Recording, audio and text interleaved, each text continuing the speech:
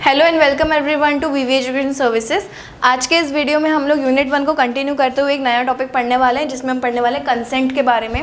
Consent का मतलब होता है, लिटरल मीनिंग आप लोगों को पता होगा, लेकिन अगर मैं लॉ के हिसाब से बात करूं तो कंसेंट का मतलब होता है जहां पर मिनिमम 2 लोग हों। ठीक है, अकेले का मतलब अकेला जो इंसान है वो सिर्फ अपनी सोच में ही रहता है, वो कभी भी एग्रीमेंट नहीं बनाएगा अपने आप से। तो हम लोग को लॉ पढ़ने के लिए मिनिमम 2 पार्टीज चाहिए ही।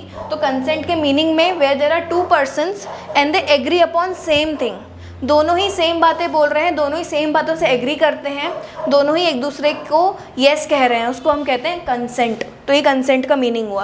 लेकिन कई बार ऐसा होता है कि आपका कंसेंट फ्री नहीं होता, आपने हाँ तो बोल दिया लेकिन उसमें कुछ इश्यूज़ रहते हैं। तो एक फ्री कंसेंट कौन सा होता है, जिसमें इन 4 में से कुछ एक चीज़ होती है।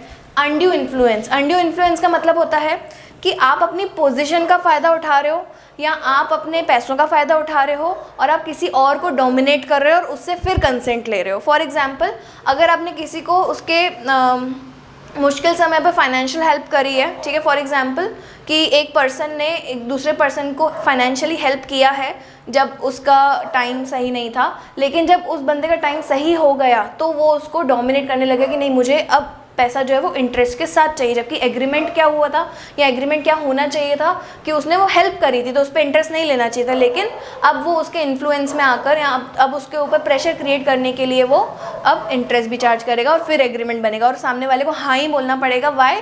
बिकॉज उसने मुश्किल टाइम पर हेल्प किया था।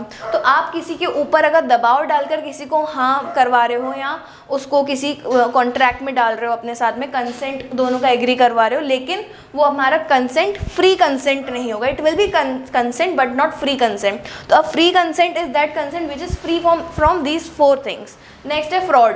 फ्रॉड का मतलब जब एक पार्टी का इंटेंशन ही हो कि दूसरी पार्टी के साथ कुछ गलती करना है, ठीक है, मतलब आपने लिखा कुछ और आप कर कुछ और रहे हो, आपने या तो फिर बताया कुछ और उसमें आपने वैल्यूज चेंज कर दी और फिर साइन करवा लिए, तो ये सारे आपके फ्रॉड रहते हैं।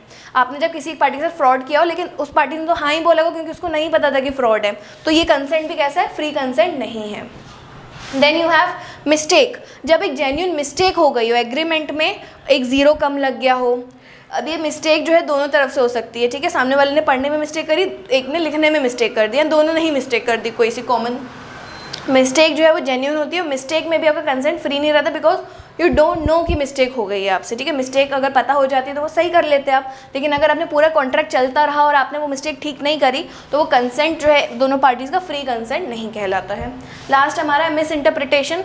हो सकता है कि आपने जो कॉन्ट्रैक्ट बनाया है उसमें आप लोगों ने अलग तरीके से स्टेटमेंट्स को फॉर्म किया है, स्टेटमेंट्स को आपने बनाया है जिसमें आप सामने वाले को कंफ्यूज कर रहे हो। तो जब आप श्योर नहीं हो कि वो वहाँ पर क्या लिखा है तो आपने अज्यूम करा, आपने अज्यूम करके उस पर सिग्नेचर कर दिया, लेकिन आपने जो अज्यूम किया वो गलत था, तो इसको हम कहते हैं मिस इंटरप्रिटेशन। आपने जो समझा ऐसा नहीं था उस कॉन्ट्रैक्ट में, तो इस वजह से जो आपका कंसेंट है वो भी फ्री कंसेंट की कैटेगरी में नहीं आएगा। तो ये 4 आपके कुछ केसेस हैं जिसमें आपको अच्छे से पढ़ना है। ये वाला क्वेश्चन एग्जाम में कई बार आता है। I hope this small topic is clear to you. Thank you for watching the video.